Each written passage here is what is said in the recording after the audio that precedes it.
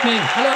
Oh, you're too kind. Hello. Good evening and welcome to this, the TooFatLardies Oddcast. We're back in the studio once again on another damp, chilly spring evening, wondering if we'll ever see summer. But fear not, because we've got plenty to talk about and to cheer us up as we're joined by the Gary and Suella of the wargaming world, Nick Skinner and Richard Clark. Gentlemen, welcome to the Oddcast. Welcome. Thank you, Sydney. That's very kind of you. I refuse to comment on that. It's probably wise. How are you both?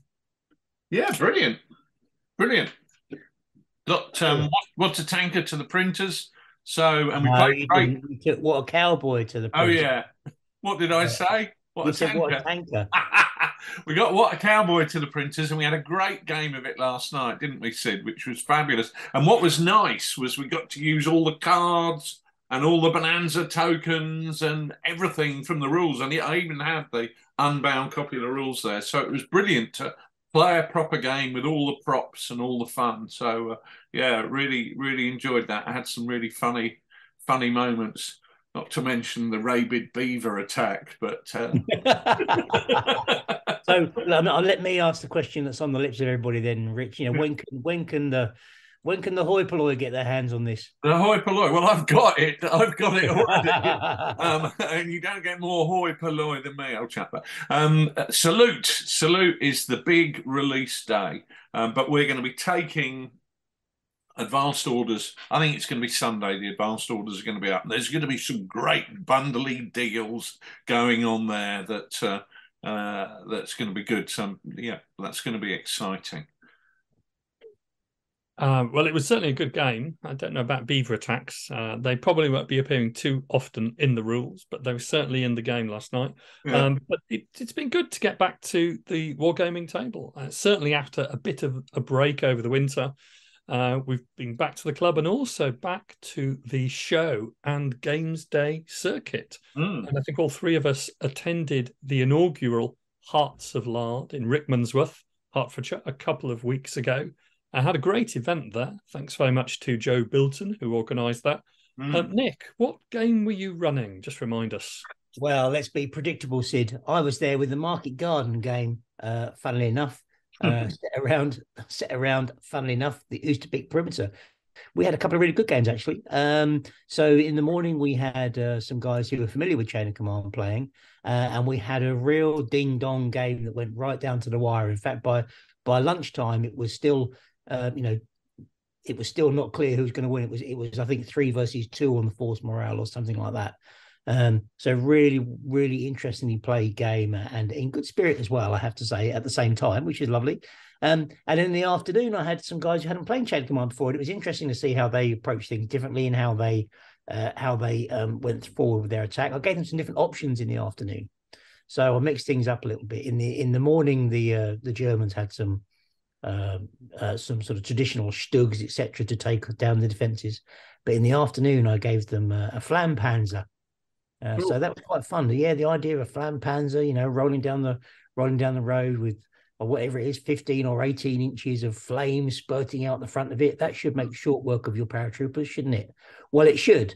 But unfortunately for the Germans, a 6-pounder appeared down the end of the road and took a shot at this char, which then ducked for cover and decided, actually, instead of going down the main road, I'm going to cut down this back alley where I can drive through these sheds. And it did drive through the first couple of sheds, and then it got bogged in on the next lot of sheds, and it played no further part in the battle, which is quite funny.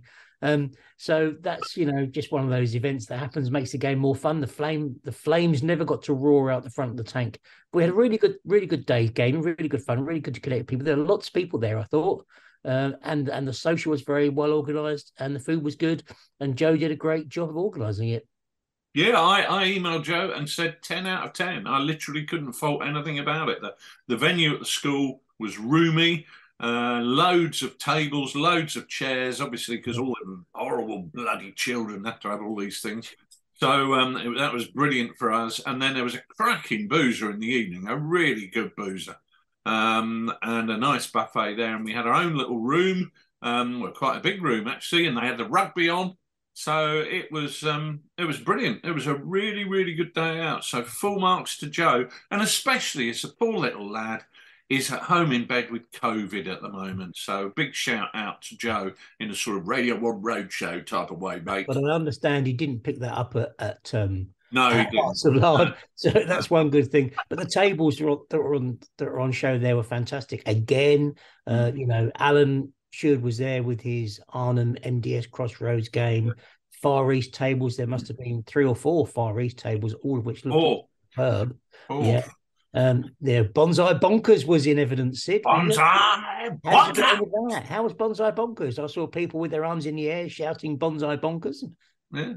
Yes, unfortunately, that's the name that U2 have been using, not the correct name, of course, which is, as we all know, When the Last Sword is Drawn, after a much beloved Japanese movie from the early 2000s.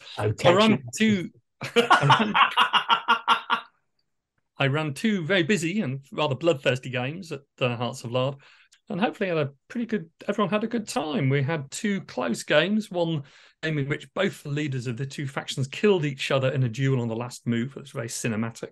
With the other game, people were fighting against a huge temple bell, banging it whenever one of them was pushed back against it. Again, that was quite fun. We had a decapitation. We had a cursed sword being collected. So it's all really good. And I've got a couple of virtual games coming up, and a game with a Brenda Delkin, friend of the show, at his home in the next few weeks as well. So we're really looking forward to sort of moving on with that and the Musketeer version during the course of the spring and the summer. Well, whatever you want to call it, Sid, people were going bonkers for Bonsai Bonkers. It was good to see. Good to the level of enthusiasm in the pub in the evening was incredible. People were almost foaming at the mouth in a sort of rabies-like manner.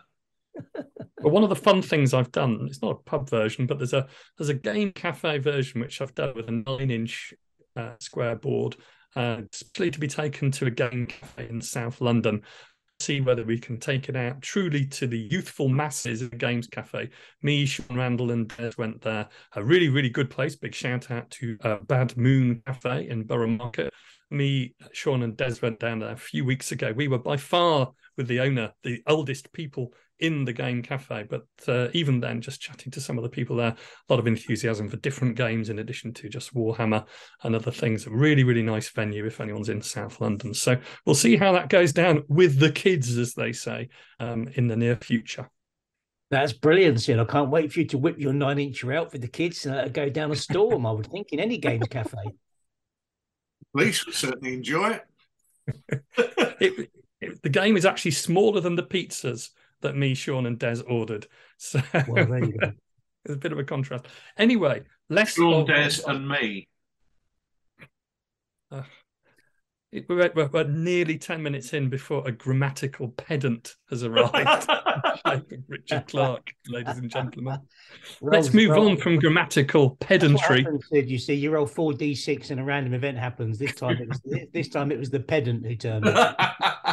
I've been spending too long proofreading, I think. I'm in pedantic grammar mode. Well, one place we can't be pedants and won't be pedants is Salute, because that's coming up very large on the horizon. In I think it's April the 22nd in the United Kingdom, in London at the ExCeL Centre. And we've got a veritable feast of lard lined up for that venue. Rich, I think we've got a lard zone looking at the map of Salute. Do you want to tell us all about that? Yeah, I've got a big lard zone there, which is absolutely jam-packed with games and game designers. It's kind of wall-to-wall war game celebrities. Housewife's favourite, Dave Brown, leading the pack, followed by Sidney Roundwood. Dave Brown rolling out General Dame 2. It sounds like this could be a horse race, couldn't it? Then we have Sidney Roundwood. Sidney Roundwood on Bonsai Bonkers. He's coming in at 15-2. After that, we've got Joe Bilton, who's going to be better with COVID by then, and he's playing Chain of Command, as is Don Avis, who's running Chain of Command as well. So with both of them on the same horse, that might be not necessarily one to back. And with James Morris on Midgard, which I think is going to be absolutely brilliant, because James is one rider but on 2 horses, because he's got Midgard and Midgard Junior, where he's showing people how you can have a large game and a small game. So that should look great. And we got Phil and Jenny on I Ain't Been Shot, Mum. And that's the favourite at 3-1 on.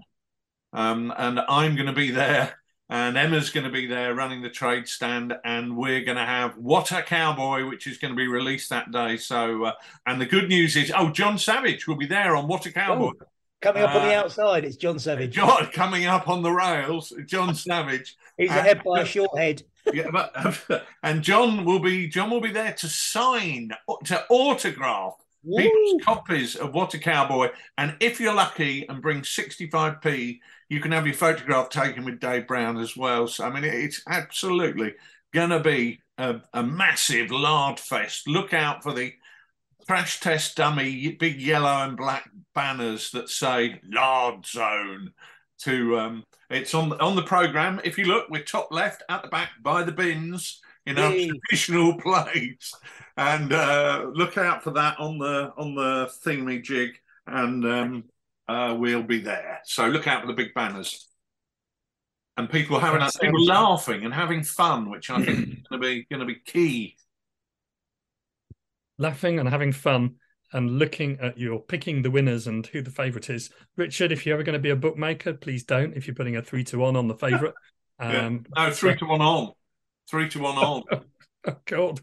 I don't think you'd have many takers. When we do the next Oddcast, we can be the Peter O'Sullivan and Bruff Scott of Wargames. Yeah, we could be, couldn't we? Absolutely. Well, that's a thought, isn't it? That's a thought, ladies and gentlemen. Well, that sounds amazing. That sounds amazing. I quite fancy being Frankie Dettori. That would be great. And you could be Willie Carson. Well, I am the great Willie Carson. Yeah.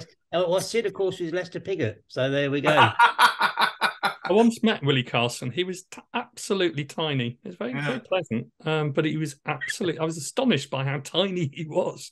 If you're listening, Mr. Carson, it was a real pleasure to meet you. But you were tiny. It's okay. Anyway, it's now time for us to move away from such nonsense as Willie Carson's size and move over to the workshop to see what we've all been working on.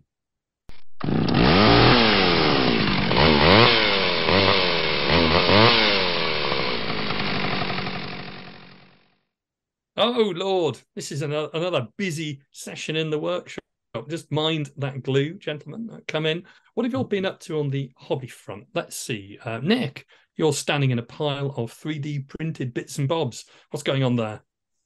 Seems to be the case now, Sid, doesn't it? I'm always buried in 3D stuff. I've been making more terrain. I've really enjoyed making terrain lately, and the 3D makes all those options, really flexible on it. So I've been putting together what I've had in my garage for a long time, which is a load of destroyed buildings. I wanted to do a fairly shot up urban street. So I've got these buildings that I've got that are 3D printed from various sources, basing them on my coasters, on my table coasters, which were about a foot long. They're about 30 centimeters by 20 centimeters, and they give a really solid base, basing these 3D prints on there and making some walls and backyards and gardens to go with them. So by the end of that, I should have a section of main road, which is probably about 3 foot on one side and 3 foot on the other side of the road. So quite a chunky piece of urban terrain that I'm putting together.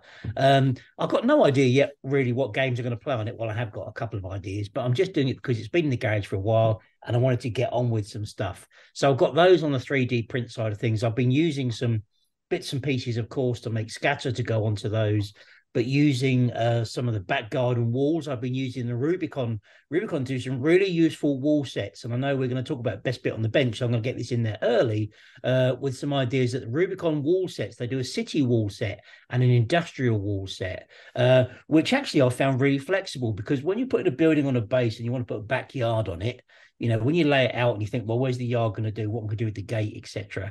You're very often constricted in what you can do by, the size of the wall, the length of the wall, etc.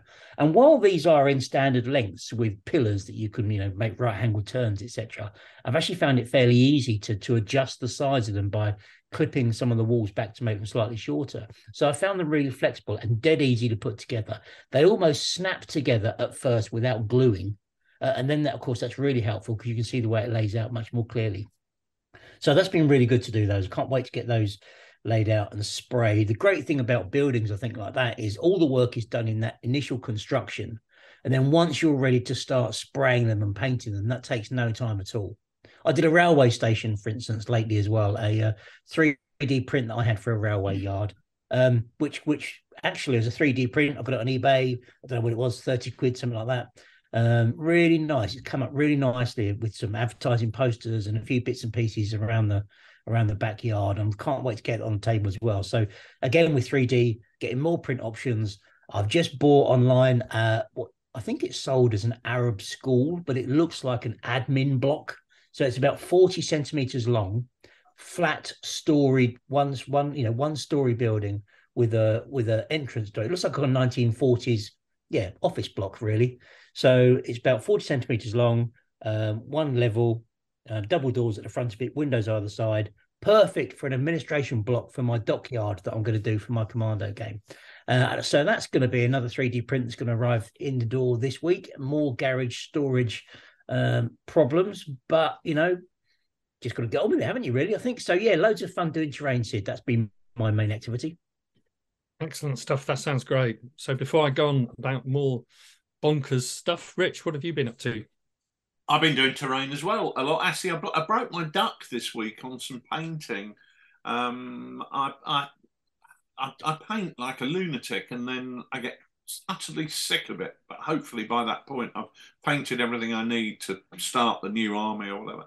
Anyway, so I haven't been doing very much painting at all. But we played a game. Alex from Storm of Steel, not half, greetings, Steel Pickers, came down to visit us last week, and we had a smashing couple of days with him, showing him the sights and also playing a couple of games.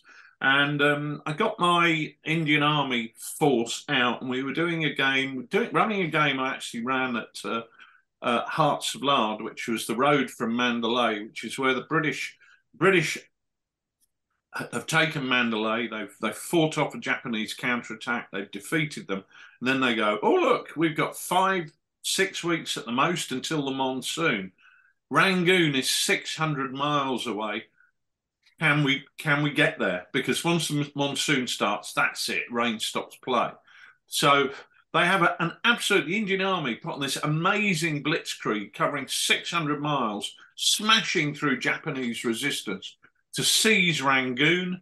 They put a parachute drop in on Rangoon at the last minute, which actually is unopposed, with the Indian parachute units deploying for the first time by air.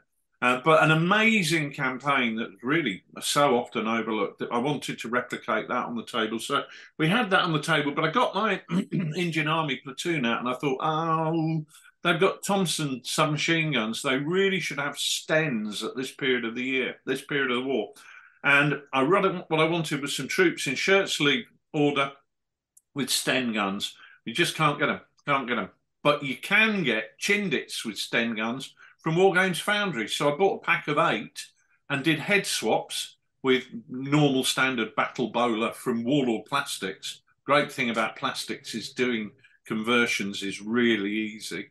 And they painted up beautifully. So I really enjoyed that. 8 figures was just enough. And then I painted up I finished off a few mules that I did on a paint and chat and failed to actually do very much painting a few weeks ago.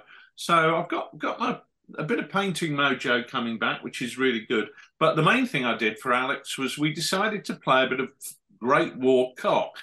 So I put together a couple of bunkers using the old Callistra vacuum-formed trenches. So I did one large Stellung and one small Stellung, which I rolled out, and we had a game with a British platoon attacking these 2 machine gun positions, ostensibly in the 100 days where the British have broken through. So this is a rear line position, but it would have suited Passchendaele just as well, Third Eep, where you've got 2 bunkers with interlocking fields of fire mutually supporting each other. So that was fun. I got to build those. Still using the MDF left over from when we had the workshop built, the gift that keeps on giving, all the offcuts from insulating that and lining the walls. But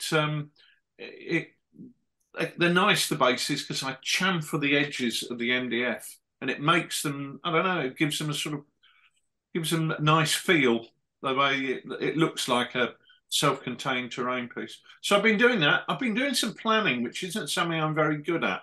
I'm planning how to build destroyed jungle houses, because jungle houses are not made to withstand being blown up by tanks or HE or whatever. So I've been planning how to do that, and I'm thinking about going with a 3D print and wood mix. So maybe get some end pieces 3D printed, and then fill in the gaps with just a load of coffee stirrers or something like that, where it's been broken down, to create this light cover area that you can occupy with troops, because anybody can build a destroyed building, but you want to have a destroyed building that you can then use in a game context that looks attractive, but you can put figures in.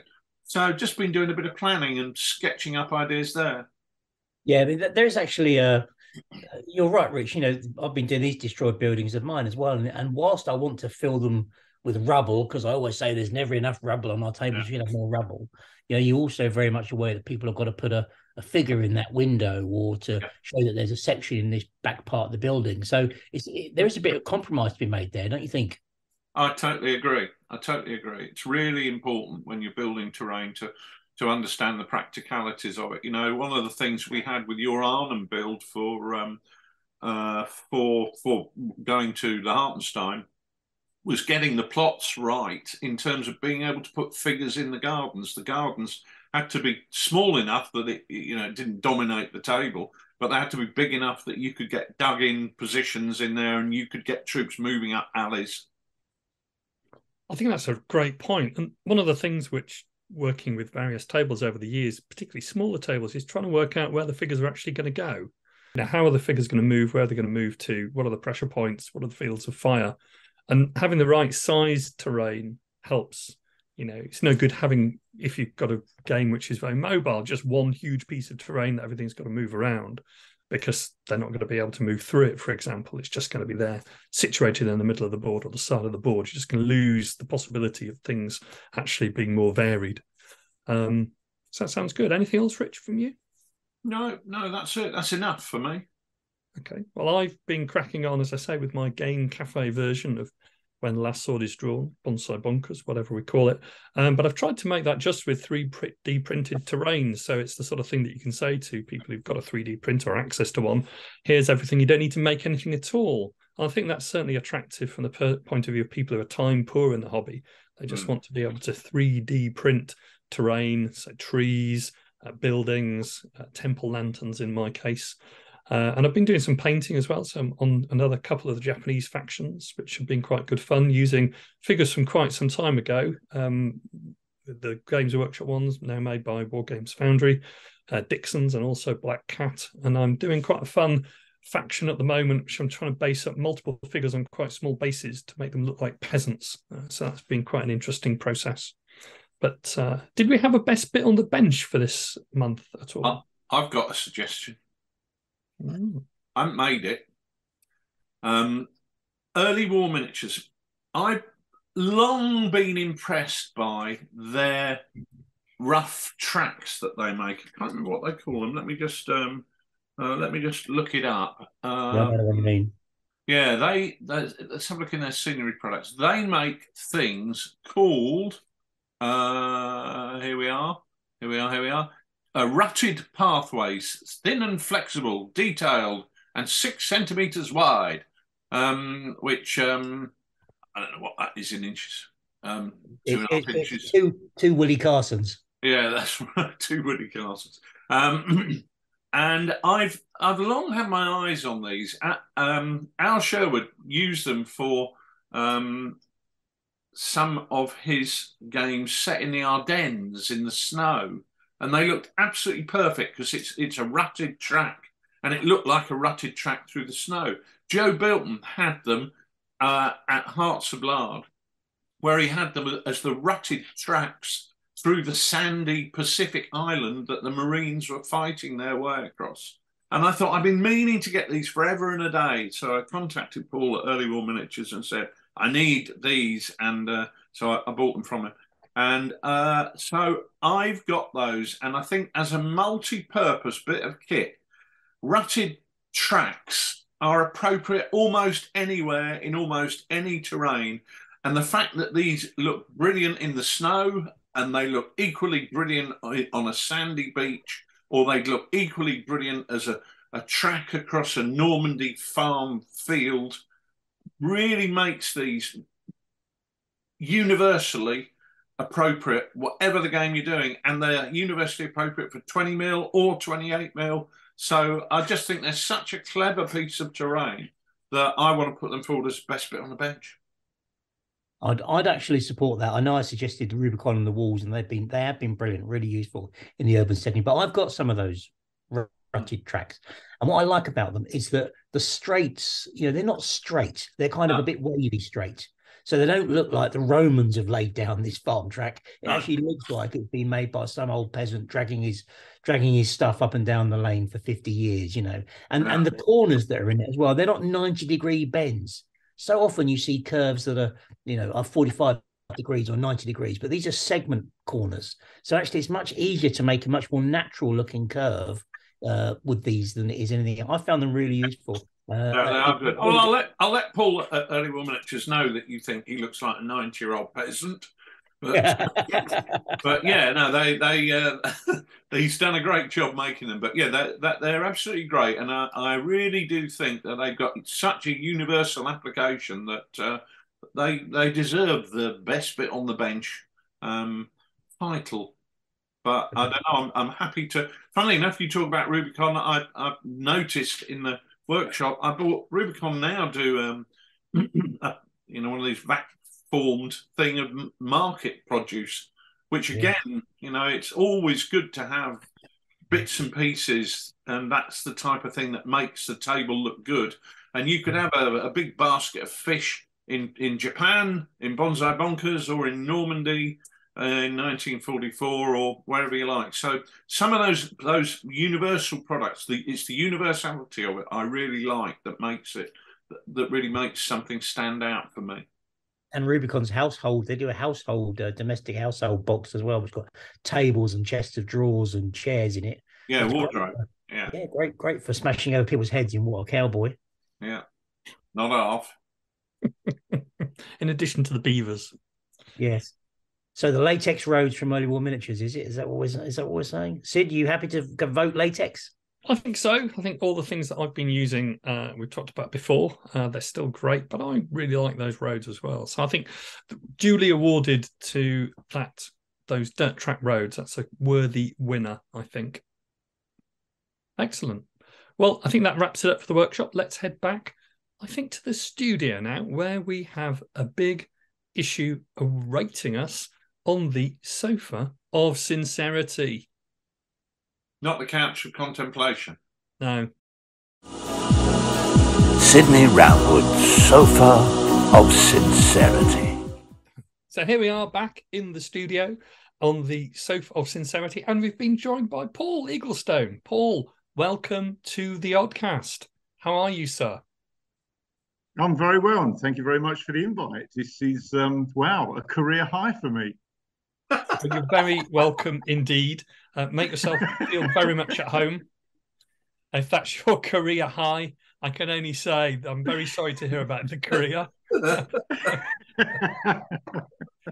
But it's great to have you here. Seriously, we've all bought many of your figures over the years, and they are fantastic. But we were really here to talk about very much the sort of topical issue about figures and figure manufacturing in 2023, really. So one of the things that that we've been doing last year is the games of the battles around Arnhem at the Hartenstein in late 2022, and presenting wargaming to a wider public. And what's really been timely has been the Empress Miniatures Arnhem Heroes Kickstarter, which has just gone live with a fantastic range of British paratroopers sculpted by the very talented Paul Hicks. So, we've all had a great interest in the Kickstarter, but I think a good way of starting is saying we'd like to tell the listeners of the Oddcast what you've got on offer with that Kickstarter. Well, the Kickstarter at the moment is what we hope will be the first Kickstarter linked to Arnhem. And it's initially, the angle we've taken, instead of producing a range of fairly standard late World War II British paratroopers or airborne troops, is to actually aim at Arnhem and actually aim at what we've called heroes. So it's sort of 2 or 3 days into the defensive positions where the paratroopers, and there's so many photographs of this, not just taken by media at the time, but also German media when they're capturing people. You can see these guys look pretty grungy. It's not just wounded. They've dumped all the kit. They're carrying STEM magazines in pockets. So we put that on one of the figures. And we're attempting to show very specifically paratroopers in the middle of a battle. And we've also, the plan is to pick up on some of the heroes, not just the famous ones, the ones that won a VC or won another medal or got mentioned in dispatches, but some of the stories that come out, because there were an awful lot of guys in there that you know, people don't realise it was thousands. And certainly when I was growing up, and I'm an East End boy, I had relatives that were there. They had friends. My dad had a neighbour who, as he said, joined the paratroopers when they first asked for volunteers in the early 40s, spent 3.5 years training, landed in a field on his own, wandered across the field to a local village to see what was going on and if he could see anyone, and went straight into some Germans who were sitting on top of their tank drinking coffee, threw his rifle down, surrendered, and as he said, that was my war. So we wanted to kind of illustrate that, and some of the figures do. And we picked up, there's one figure literally making a cup of tea, which links to a real story about a guy who did survive the battle despite being wounded and was actually treated by an SS medic, which is how he survived. And just putting some of those stories in, we've obviously got to have the man with the umbrella, good old Major Tatum Walton, because again, he's become a staggering hero. And he appears in A Bridge Too Far. And interesting enough, in Cornelius Ryan's book, Cornelius Ryan didn't know who he was. He just vaguely mentions him. It was years after he wrote the book that he actually bumped into the guy. So we put him in, and he's become the main focus of this particular Kickstarter. And we've also done 6-pounders, Jeeps, things like that. The plan is to do another Kickstarter, hopefully October time, and add to that. And we'll be looking at the reconnaissance unit with various Jeeps. We'll be looking at more support 17-pounders, more troops. We hope to get onto some Polish. And we've got to get onto some Germans and do some really interesting German units that were Arnhem, because a lot of the German units were scratch built. They made them up as they went along. So it's quite exciting, but it's all historically based. I mean, we're really trying to go into as much research as we can and to do something unique and something very different. The idea being that probably most World War II gamers who do Brits probably have British Airborne somewhere in their collection. So they may not want to transplant their product for our product. So the aim is so that they could use our product to run alongside, fit into their existing ranges as well. Yeah, well, I'm certainly, I mean, I know Nick and I are both backed it, and we've got paras coming out of our ears, but the figures are so iconic. You know, you can see on the photos that go with the Kickstarter, I've recognised many of those poses from the photographs from the period.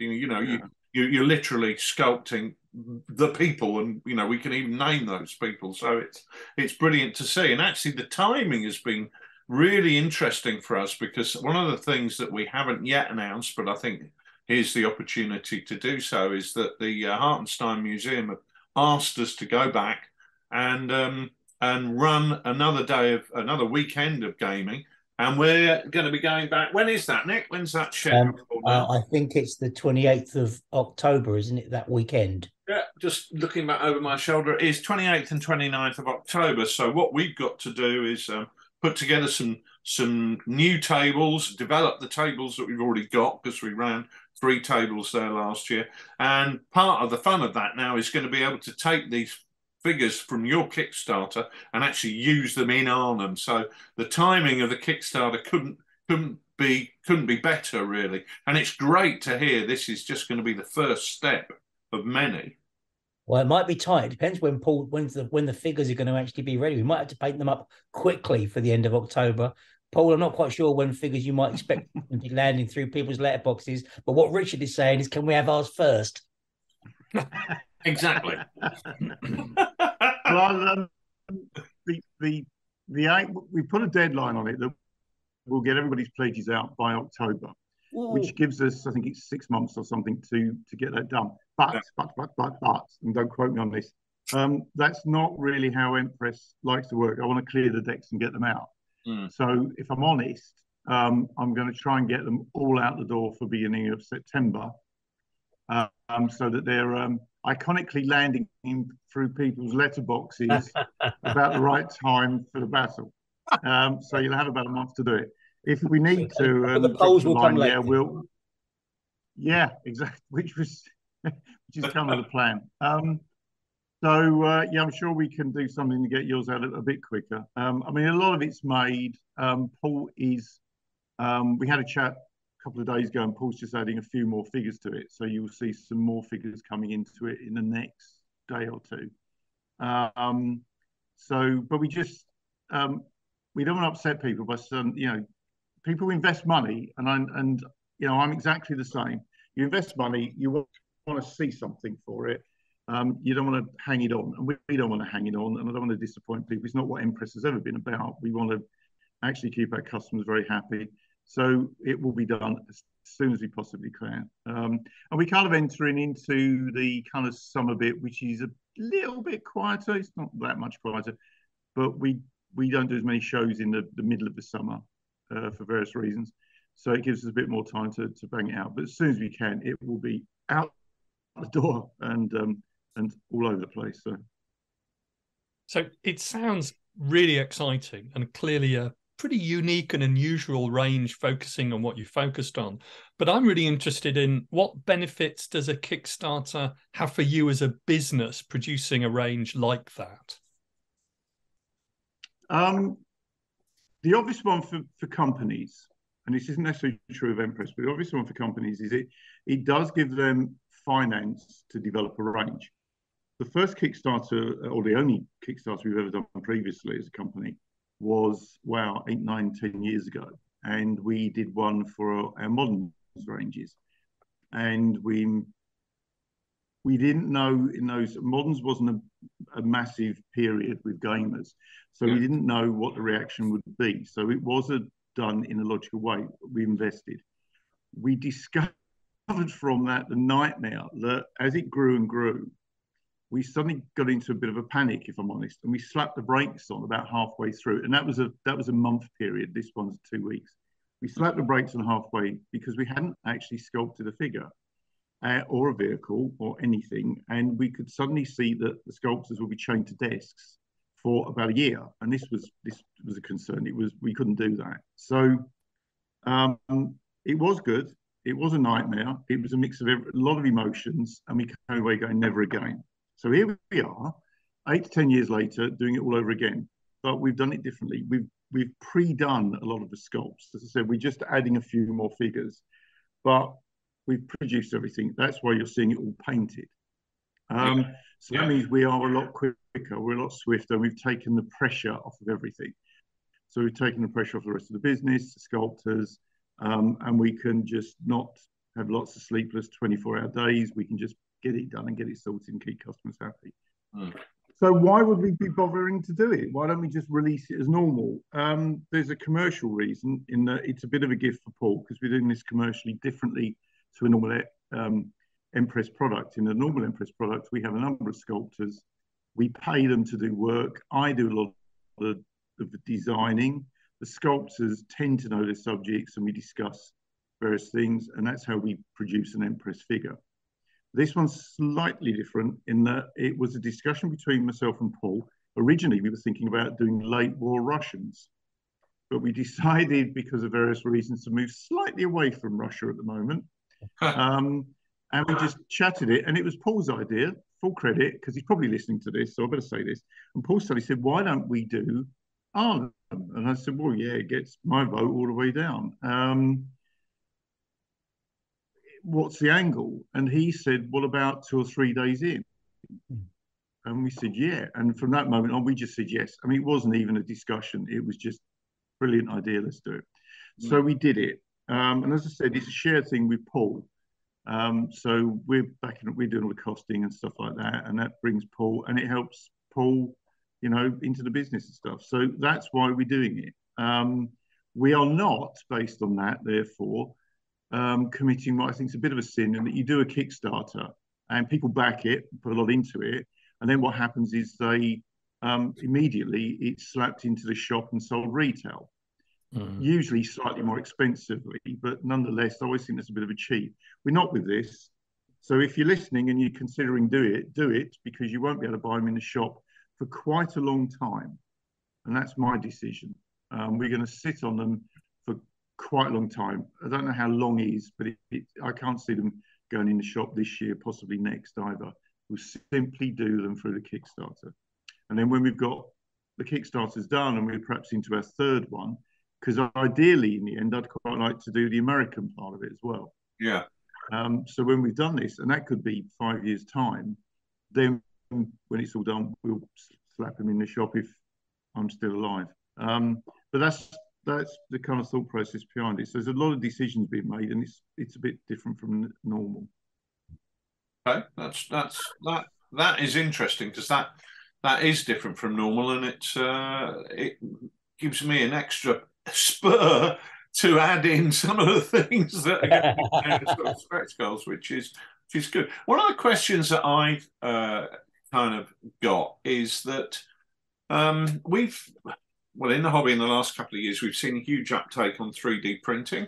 And regular listeners will know, I mean, even people who've been listening to this podcast so far will know that we regularly highlight the benefits that this means in terms of creating bespoke models. I mean, last year at Arnhem, almost all of the buildings on display were, not all of them, but most of them were printed to represent specific buildings that were there at the time of the battle. And that allowed us, putting something on in a museum, to create a hook that would mean that the locals who weren't wargamers, who came in, we could say, see that house over there? Here it is here. And it gave them something to latch onto in terms of something visual. And that, having that ability, 3D printing has changed things for us in terms of the ability we have to put on games that look not just a bit like generic Holland, but look like Holland and look like the very town that we're modelling. And I think that's incredibly positive. However, we sit here and we applaud 3D printing, but I'm wondering, is there a negative side? Now, one of the things that I'm seeing an awful lot on social media is people saying, oh, look at this, I've printed these figures, I've printed this army. And I have to be really honest with you, and I have to say that some of them look good, but some of them look to me like the unique selling point of that figure is how cheap it is rather than the quality of it. Some of them, without pulling punches, look bloody awful. Whereas when I look at the type of figures that you're having sculpted, especially with Paul Hicks, I mean, the industry knows Paul, he's famous. What you're getting is a tremendously high quality product.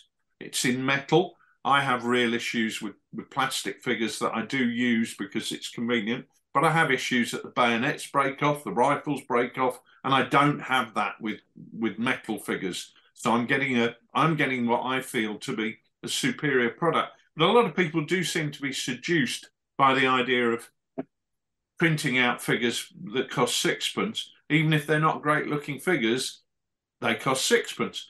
How do you as somebody who's devoted a large slice of your life to building a business based on sculpting really high quality figures, producing excellent models that are really well historically researched, you must look at 3D printing sometimes and think, ooh, that isn't something that's necessarily 100% beneficial to the business. There's potentially a threat to your business that you built up over years. You built up your reputation. How do you feel about that? How do you see the 3D printing in the hobby?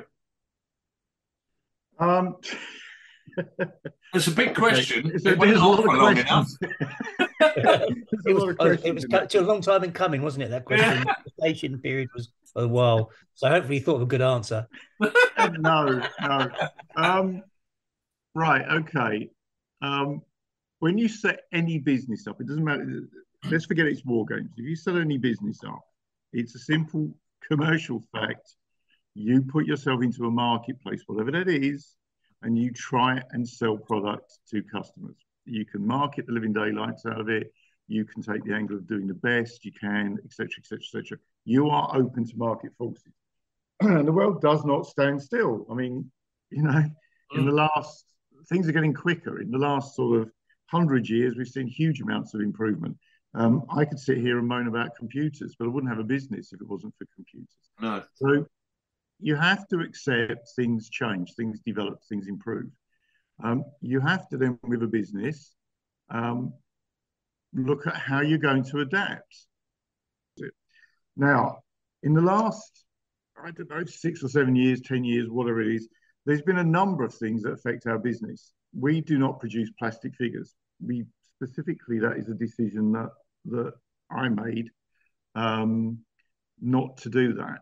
I worked in the plastics industry for quite a long time, developing plastic products.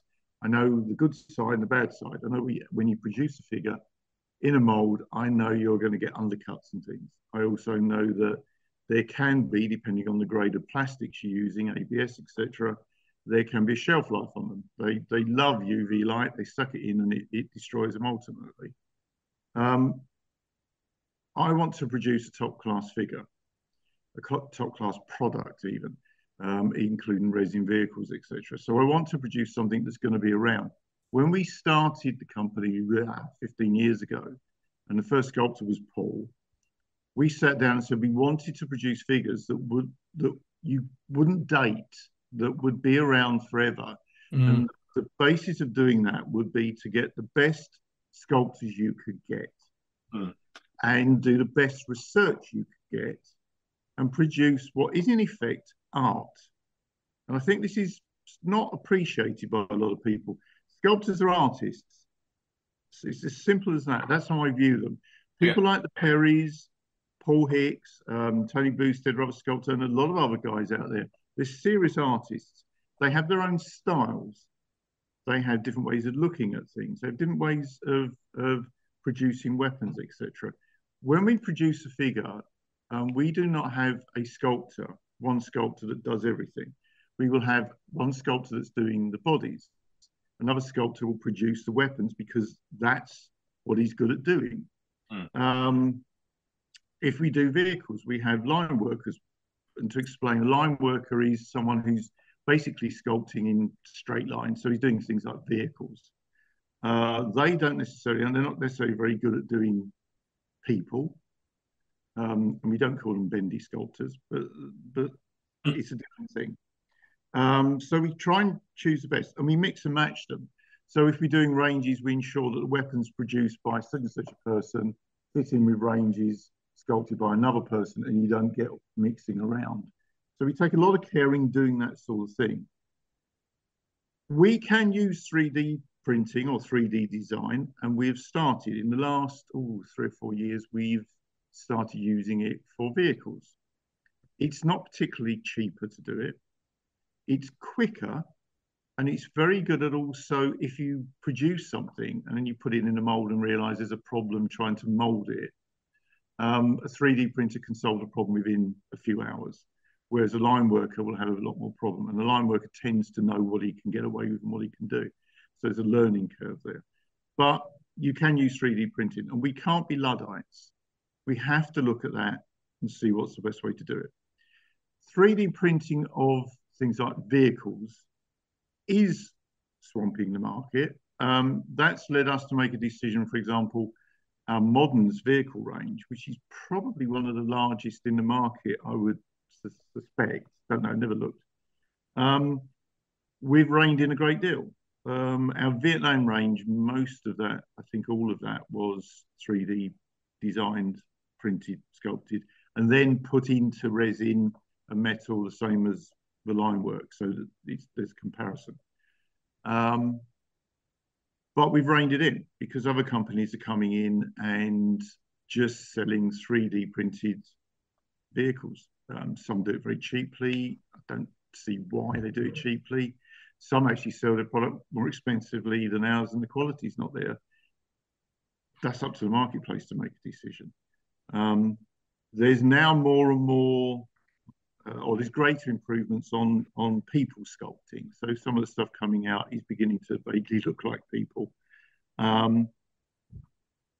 We're never going to go down that route. Both of our main figure sculptors have tried it. Tony actually bought all the kit, sat there and played with it during lockdown for a considerable period. And in the end, he said, I just came to the conclusion it was taking me just as long, if not longer, to do this as it was to do it how I did it before. What's the benefit? What's the gain? Paul similarly has thought about it, tried it, and decided not to bother. So that's up to them.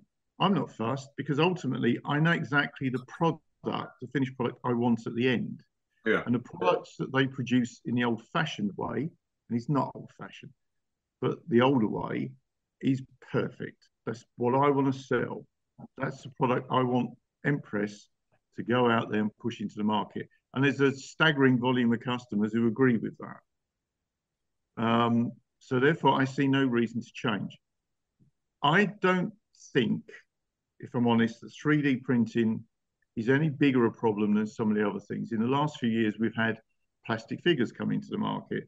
We've had MDF buildings come in, and that's affected quite a lot of resin terrain building companies. Some of them have just given up. 3D printing is the latest fad. I don't think that the technique is the problem. If I'm really honest, I think it's what the marketplace perceives as a good figure. And what I see in the marketplace is there's a lot of moves away from, I suppose, possibly our generation's wargaming idea, which was quite big battles, lovely, gorgeous figures, trying to recreate history, etc. There's a lot of move towards almost this month's game is this. And it's a trend-setting thing, and it's companies attempting perhaps to just push money around quickly. And if you create a marketplace like that, great, you bring a lot of new people perhaps into the hobby, which is good. But the danger is that you create a throwaway society, a throwaway hobby where people are just pushing stuff out there. I think that's certainly true. I mean, we certainly know as game designers that our motivation is to create a set of rules which will stand the test of time, very much like you saying about your figures. You want figures that are not going to date, that are still going to be as attractive. In a way, let's talk about Foundry. You know, Foundry don't produce an awful lot of new figures, but some of their figures are just as beautiful today as they were 30 years ago and when they were first produced. There's not many companies out there who were producing figures 30 years ago that would stand the test of time today.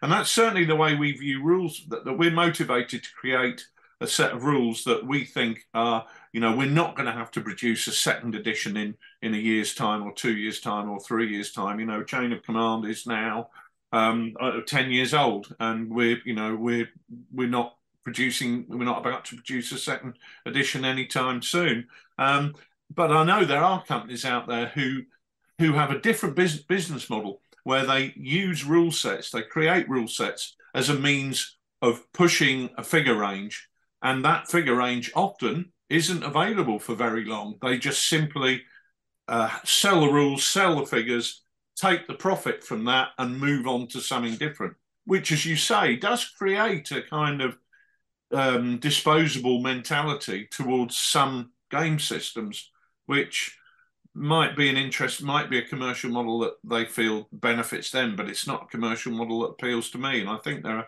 are real parallels there. I think the other side of that also is, Paul, at the moment, you've got some pretty stringent quality standards that you can maintain in your business, because not only are you designing the figure, but you're also producing it, and you're actually at the end of the day putting it in the bag that's sending that out to the customer. So you can be certain that your figures, or figures that are designed by Paul, are going out to the marketplace, as a high quality product. Now, if you're selling 3D design sculpts or whatever, the STL files, for instance, that somebody can print at home, you kind of let go of half of that quality process, don't you? Yes, you can be you might be a great quality whatever it's called, might be a great quality file, but you've actually got no control over what's produced off a printer at the other end, and is therefore being put forward as your product. And that worries me a little bit, because you kind of lose that control. I've got some 3D printed figures in my hands that I bought, on eBay, and they're pretty ugly. They're kind of quite grotesque in comedic proportions. But actually, looking at them, historically they've got the right kind of kit. They're not a million miles away from being a really nice piece of, not far away from being a really good quality product. How do you feel about the quality issues that maybe are associated with, this new way of people printing armies at home? Does that worry you? It doesn't worry me, because I'm not going to get involved in it. And if somebody puts their business up, that for whatever reason, whether it's just after the money or whatever they're trying to do, if they're putting the business up to be destroyed or have their reputation destroyed by producing rubbish or allowing other people to produce rubbish, that's kind of up to them. That's their decision. And all businesses, especially in the war games industry, it's a bit like being given that post office set when you were a kid at Christmas. You can make that post office set and run it how you want. And that's very true with all businesses, but especially in the war games industry. And bearing in mind, most war games companies come out of war games enthusiasts who may not necessarily have the business expertise or the actual commercial ideas on how they want to represent themselves, or don't think to that level of reputation. Again, that's entirely up to them. We do. I look at some of the stuff, if I'm honest, not all of it, but I look at some of it, and it reminds me, and you have to be a certain age group, I think we all are looking at this, a certain age group. Sydney's probably not, he looks a bit younger, but of remembering... I knew I liked you, Paul. Flattery. Of going into sort of supermarkets in the late 60s, early 70s, and you could buy those cheap knockoff Airfix things with made in Hong Kong written all over the bottom of them that were just completely rubbish. Yeah. People bought them, and they bought them for the kids who played with them, and they didn't go and then buy Airfix properly. Now, perhaps they generated into Airfix, so perhaps there's parallels there. When I was a kid, you wanted Action Man, but if you were unlucky, somebody bought you Action Buddy. Yeah. Action Buddy looked like he'd been made with the spare parts from Frankenstein's laboratory. And it was like, no, Granny, this is not Action Man. This is a piece of steaming, well, whatever. We won't go into that. But yeah, so I hear what you said. One of the things that I think is really interesting is listening to you talking about the Arnhem range. And you're saying, right, this is just phase one. Then we want to do phase two. Then we want to do the Poles. Then we want to do the Germans. Then we want to do the Americans. And what I can see there is a business that is committed to producing a comprehensive range that's going to allow you to cover the whole of Market Garden over a period of time. And I think that's one of the things that we have in the hobby now. We have businesses that are committed to produce not just French Napoleonic line infantry, because they'll sell 1 billion of them, but they're prepared for completeness to invest money in doing things like Westphalian light infantry command that they'll probably only sell 6 sets of. But it's important for the gamer who wants the Westphalian light infantry command.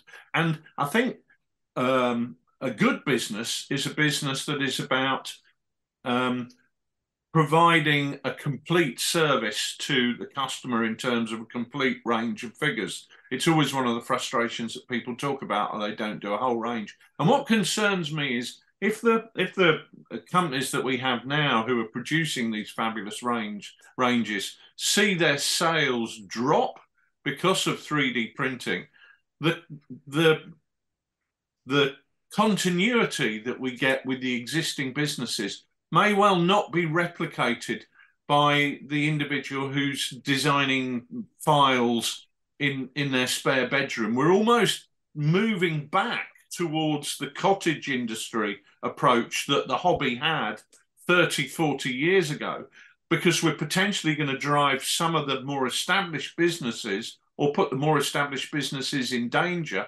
if everybody goes, oh, I'm not buying them anymore. I know they're much higher quality, but I can print these for 10p each. And we're going to lose out on the thing that we all celebrate now in the hobby, which is, hey, I can get figures for almost any range that I want to. But and that range is often, is usually going to be comprehensively covered. But my concern is that's not necessarily going to be the case in the future. But I think also, Rich, you kind of say that actually, while quality designers, are coming through, we're starting to see 3D product. I said about this figure that I've got. Yeah, okay, it's not fantastic, but you know what? I can imagine in 3 years' time it'd be pretty bloody good. I can also imagine it be printed in a material that's actually very robust. I mean, this resin that this figure is printed in, to be honest, at the moment, and this is what worries me about resin, what would it be like in 4 years' time? But at the moment, this is actually, I'd have to probably apply as much pressure to break that as I would do to break it, which I just have broken it. There you go. As I would have to break it, but it's like bending off a metal one as well. So actually, it would be the same kind of pressure to do that. So I'll put that one in the damaged part for later. But having said that, I reckon I can glue that back on more easily than I would a metal. But anyway, the quality figure designs are going to come through. Designers that we're not currently, they're not currently active yet because they're still young people doing their training or whatever. They are going to come through. We are going to see really good quality design. So the Paul Hicks of the future is probably going to be using, computers much in a way that Paul doesn't do that now, I would guess. But there's a simple business equation here that if I invest in a range of figures, I know how many figures I've got to sell to get a return on my investment. If I'm selling STL files, I'm selling one STL file. Now, you might print out 10 figures, or you might print out 10,000 figures. Yeah. And the attraction of 3D printing is it's cheap.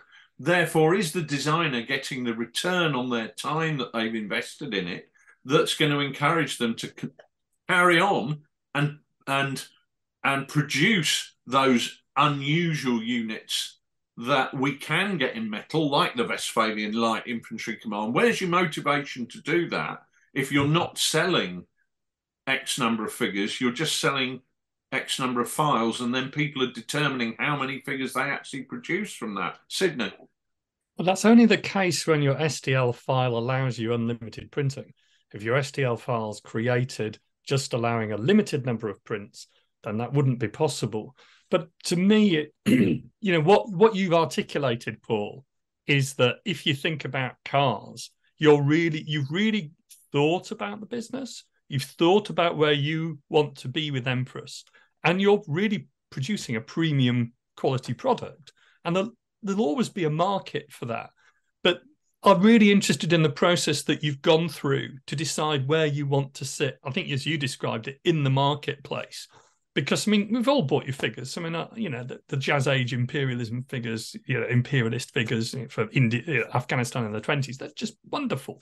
So, we've all bought your figures, but we've always been aware that we're buying a premium quality product. It's really, really obvious from everything that you do. To what extent do you think that that's a process that figure manufacturers have to go through? They've got to think where they fit in the marketplace.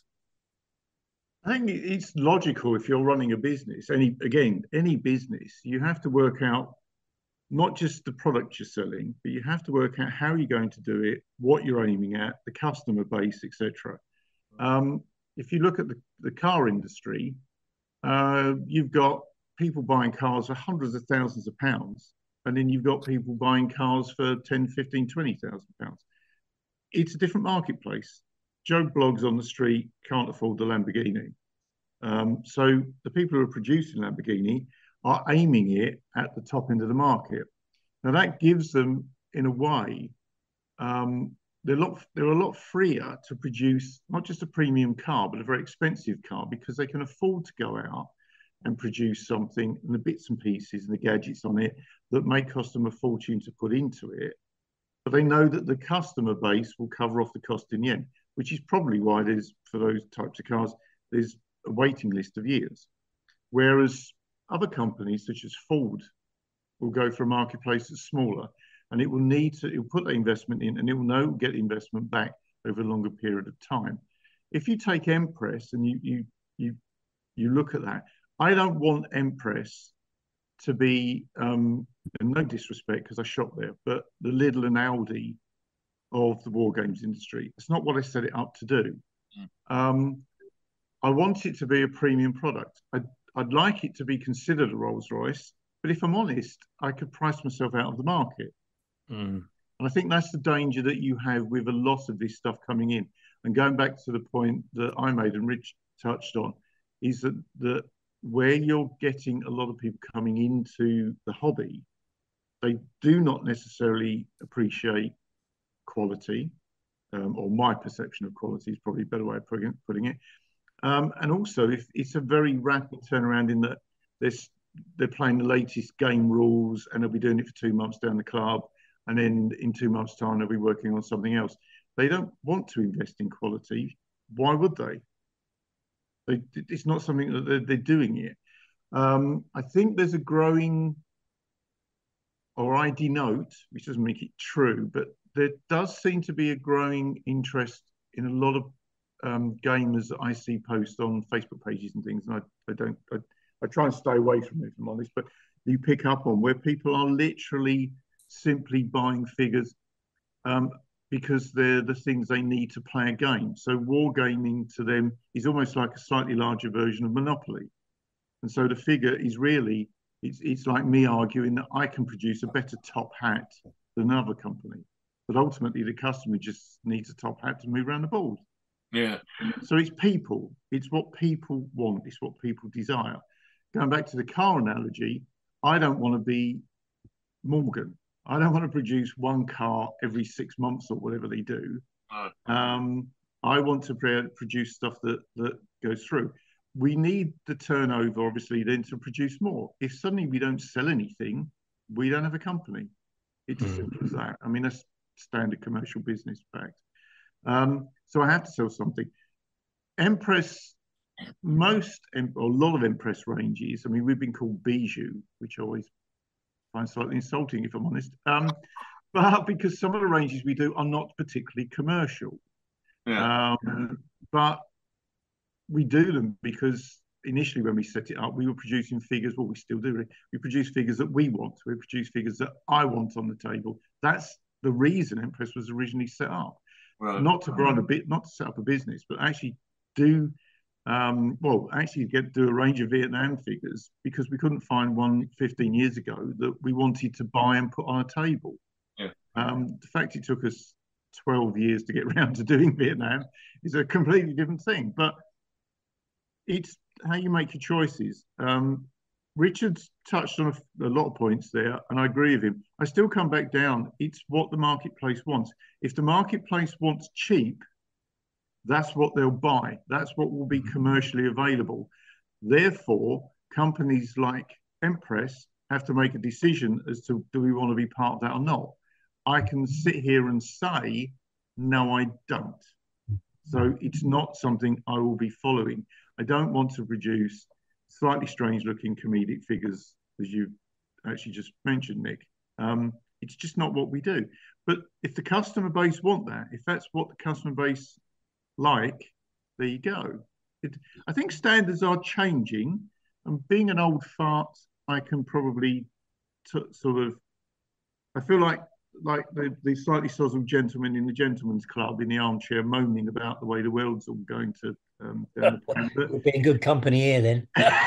But it kind of, you do feel like that in a way. I mean, in my day, son, you never put unpainted figures on the table, but I see that's becoming more common. It's not a huge thing, but you do see that. See, I'm down there with the kids, right, in it, and I can see that, when I go on my social media feeds, they are full of people printing out 3D figures of various quality. I have to say that none of them would match the quality that I would expect from, yourself and Paul. But they are producing them, and they're enjoying them, and they're playing games with them, and the range seems to be endless. I know as a 3D fan, I talk a lot about having my genie, and I can say to my genie, "Hey, Paul, can you print me this?" And the answer is nearly always yes. And if the answer is no, it's always followed by a yet. No, I can't really yet, but I'll be able to if we get some photos and do some designs. And the quality's going up and up. Whatever I want, like the petulant child, I can have it, and that's really attractive. And I see lots of young people pushing. Going down that 3D route, and they see it as a cheap option. And with it's a kind of cost quality triangle, isn't it? Yes, you can have fast and cheap, but is it necessarily quality? Does that matter if it's going to get you in the hobby and get you gaming more quickly? If you can't afford to back, that whatever it is you need to put into to go balls deep with the Arnhem Kickstarter, 100 odd quid, whatever that might be, to get the full Monty. Then it's a fair place to start, isn't it? And aspire towards this. Your first car wasn't a Lamborghini; it was probably clapped out old Metro. Mine was. Yeah, and you're absolutely right. And let's be honest, we all started with Airfix. It was cheap, and we did. Yeah, is this the equivalent? Yeah, so you're absolutely bang on, and so therefore, if it does develop and people come into the hobby that way, I have no problem. And you're also right. Not all 3D printing is cheap, badly designed. There's a lot of it that's extremely good, and that is only going to improve as the technique improves. Totally accept that. It's the same with plastics. There are what I would say very, very, very good plastic figures and very, very, very not so good. And it is as it is out there. I'm honestly not defending either area, really. I'm just seeing it as it is. I can't be a Luddite, because otherwise I'm going to be sitting here very much on my own and not getting many sales. You can't be. You have to move on.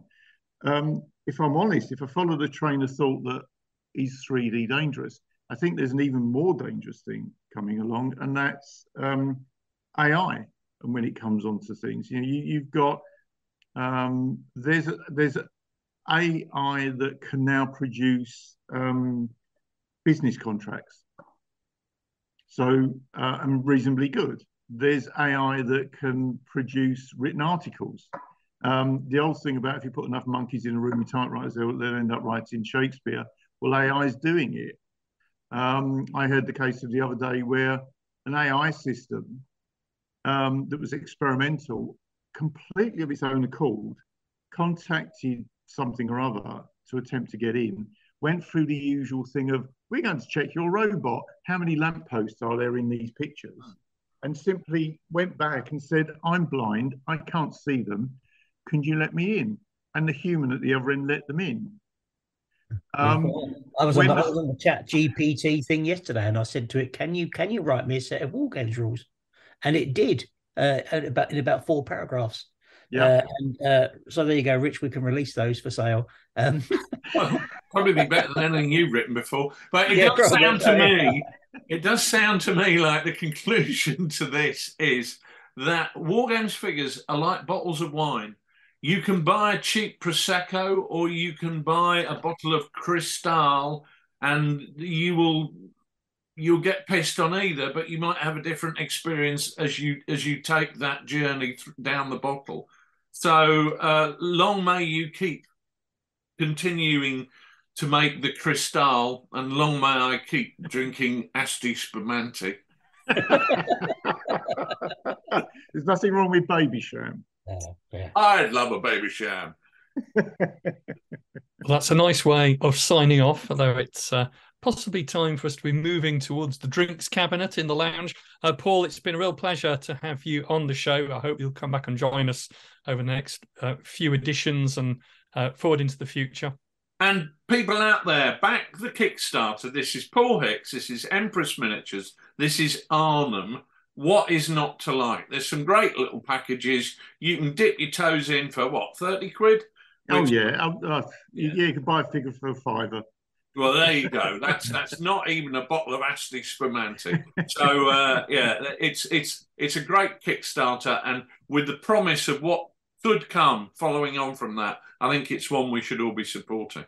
Absolutely. If you want to see the Arnhem's tables of the future covered in umbrellas, then this is the way to go, because every table's going to have a Major Tatum Water on it with his umbrella. I'm sure it'll be like Mary Poppins in miniature. Mary Poppins, yeah. I said the other Mary day. Poppins. But there's some great. It looks, credit to you, Paul, and to the other Paul as well for the work you've done to put into this to bring this to the market, because there's some lovely figures there. And as you say, even gamers like me who have got the whole of the, what seems like the whole of the first Airborne in miniature already, and now buying a whole load more based on that. And I've just finished doing a whole load of conversions of hand carts and God knows what else. All the things that you're going to swamp us with in the future, I've laboured over for the last many years. So thank you very much for putting all my efforts straight in the dustbin and producing something brilliant.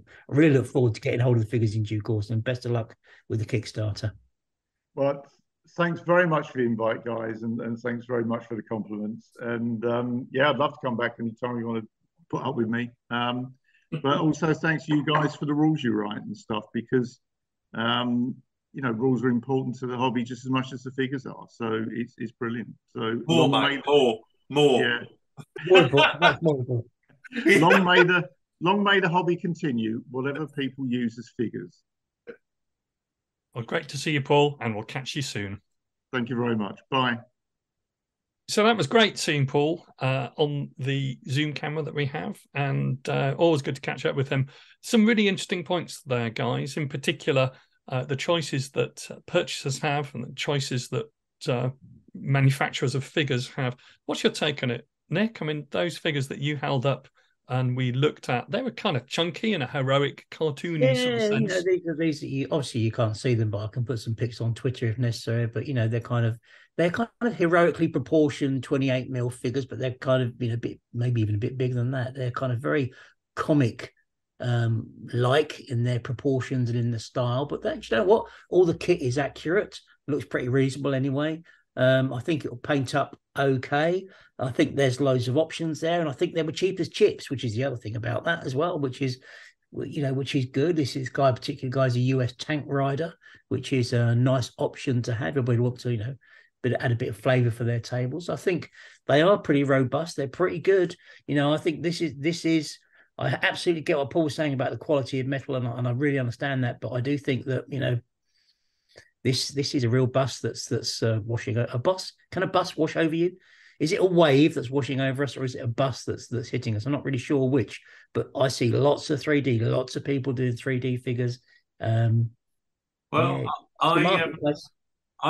potentially going to be contrary and say I'm not going to buy 3D figures. I think that 3D is perfect for buildings and perfect for I got some oil wells.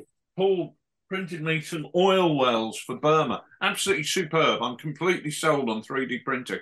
But I can sit here and say I'm not going to invest in 3D for figures. I'm going to get metal figures. But I could say that, but I'd be lying, because I saw some amazing 3D sculpts of Wild West gunfighters that somebody showed me, and they were just gobsmackingly beautiful. And the quality of the sculpt that looked natural, the proportions were right. They weren't that fat gurning loon that you get from some figure manufacturers, and that's not even in 3D print. But some figures are grotesque in the way they've been sculpted. That doesn't suit me, but that's not about the material that they're made in. That's about the choice of the sculptor. I prefer a more naturally proportioned figure, but they're being produced, and so I would buy them. I would just be choosy, but I personally am keen to keep supporting metal figures, because I cart my figures around an awful lot, and I know that those, if I bend a rifle, I bend it back again. And those figures are still going to be doing. We had Alex from Storm of Steel here. We got out the First World War figures, the metal First World War figures from Great War Miniatures that we ran so many games with, Sydney, around the shows. And they're perfect. They're barely even chipped, because I must have used a really good varnish. And you think, isn't it great to open that box and get the figures out and go, oh, look, they're completely intact. I was expecting to have to repaint them and touch them up. Didn't have to do that at all. Whereas when I open the box of plastic figures that I've been using for my Indians in Burma, and I get them out from last week, and two rifles are broken and 3 bayonets are broken, and that that's heartbreaking when I've put all that effort into painting them. And I'm not a great painter, but I do try. Well, that's the big thing that worries me about 3D resin prints is, at the moment I've got loads of really nice tanks. They look great, they look brilliant, and all their barrels are sticking out gun barrel straight. But in 5 years' time, when I open that box, what will they look like? How will they have reacted with the environment of my garage? And will they all be suffering from a bit of brewer's droop? I mean, that's we just don't know the answer to that yet, do we? So, well, you will be in 5 years' time. So 5 years, I'll settle for that. I've got to say, I'm with you, Rich, as regards figures, because I don't paint a huge amount of figures, and there's nothing more soul-destroying than having a figure which kind of degrades in its own right, or when the paint sort of slips off as opposed to chips off, as it can do with plastic figures. So I'm in your camp. If I'm going to paint, I'm going to paint something which lasts. I think, though, that's very much a sort of decision for the individual. It depends on how you regard your figures. Are they just glorified counters, or are they kind of like a work of art in their own right? I think the biggest sort of thought or challenge or concern is that what it means if a lot of people make the perfectly valid individual decision to go with larger armies, 3D printed, painted quickly, get them on the table. What does that mean for the independent figure manufacturer who traditionally has been sculpting and using metal? As Paul describes, are they increasingly going to be producing a higher quality product, which is perhaps more specialist? And, is that going to be viable for all of those figure manufacturers? I think that's a really interesting but worrying and challenging point for the future. And, those of us who like metal figures, even though, over the years we've accumulated so many figures in the lead mountain that we possibly don't need any more, I think there is an incentive to keep buying, to really try and support those figure manufacturers that we really like and respect, and to continue doing so, to encourage them to stay in business and to encourage them to bring out new ranges like Empress. It's a fun part of the hobby as well, buying things, retail therapy. We all do it, we just sometimes you think, I really fancy a new army. Yes, I was building those Stellan positions for the Great War game with Alex, and my wife said, haven't you got enough terrain? Why are you building more? I said, because I want to. And sometimes that's a good enough reason. Very much so. And I think there's also another point. I mean, the late good friend of ours, Richard Ansell, used to always say that figure manufacturers make a good amount of cash in respect to the really small things they sell, like the little extra heads or the add-on weapons. And those, sometimes they're the sort of things that you think to yourself, well, possibly I could get those printed 3D and they'd be a lot cheaper.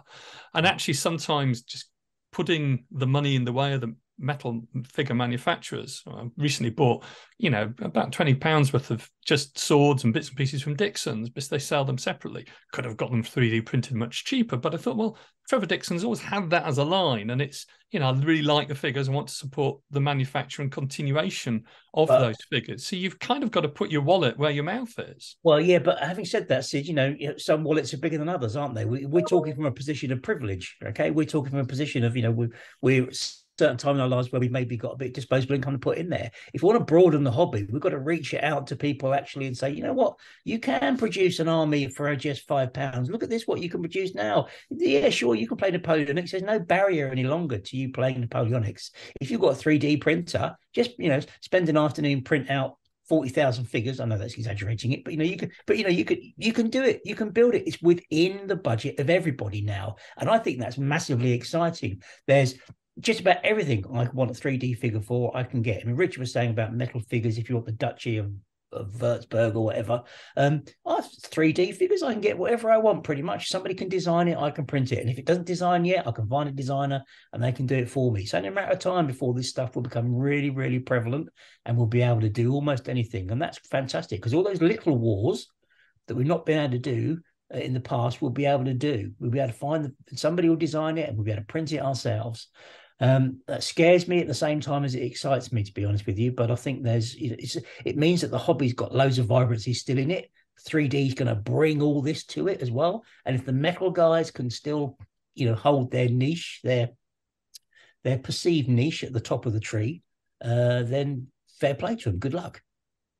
I'd completely agree with all of that. I think that's entirely right. I think it's a good thing for the hobby to broaden its base. It's a good thing for the hobby to be approachable at a good price point for people who are entering the hobby, whatever age they might be. And those are really good things. It's very much down to the individual where you want to place the emphasis in the hobby. I mean, one of the things which I was trying to do with the game cafe variant of the Japanese Flash and Blaze we talked about before is to have something which is all 3D printed as regards terrain and just really only 8 metal figures. So, well within the remit and the budget of anyone, and taking that to a game cafe and say, well, actually, you could produce that really in a weekend. You can print off, the rules and say, or you could get copies of the cards, which might be, available. You can really do that and get an introduction into historical wargaming in a really easy step. It's not a challenge to do that. One of the things which I think for younger individuals who are entering the hobby is just a bewildering array of different rules, different scales, different figures, and it's unsurprising so many of them gravitate, perhaps from things they've enjoyed at Games Workshop or Warhammer into something which looks quite similar when they enter historical miniatures. But I don't for a minute suggest that what you're saying is wrong, Nick, but all of us have to make a choice at some point, just because we think that generally 3D printing might offer new avenues for all sorts of different people. It's a very broad hobby. That doesn't mean also that we can't support the manufacturers that we personally might have a preference for. Yeah, but I think throwing money at manufacturer because I morally support him, that's easy to do that when you've got a bit of money in your pocket, isn't it? But actually, you know what, if I can get 10 of those for the price of one of them and I'm on a budget, I'm sorry, I'm going to make the budget driven decision and go down the cheap route. And if the other guy is too expensive, well, hopefully there's other people that can support him, because actually, mate, I'm making the decision that's I get the best bang for my buck. I'm totally fair. I think a lot of people in that position, especially at the moment where we are in a bit of an economic downturn and people don't have that money to spend. And if people are feeling good because they're able to produce stuff that's improving their well-being, gentlemen, at the same time, then we should all be behind it.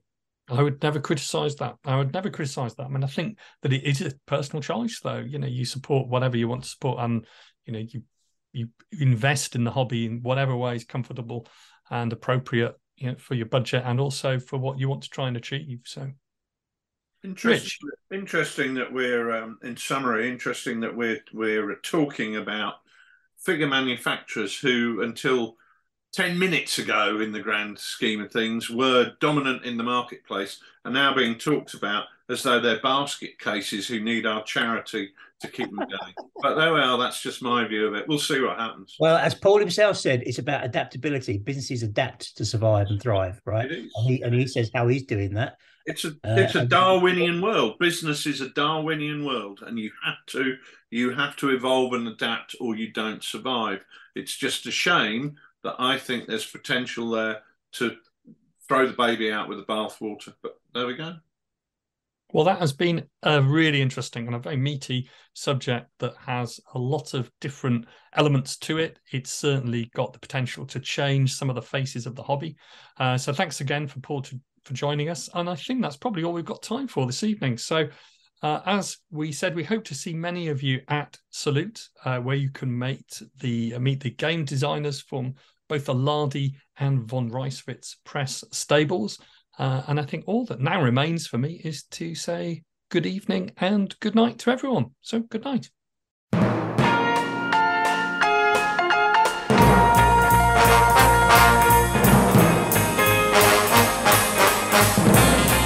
tonight's show, Sydney Roundwood was joined by Nick Skinner and Richard Clark, with music by Roger Barraclough and his band.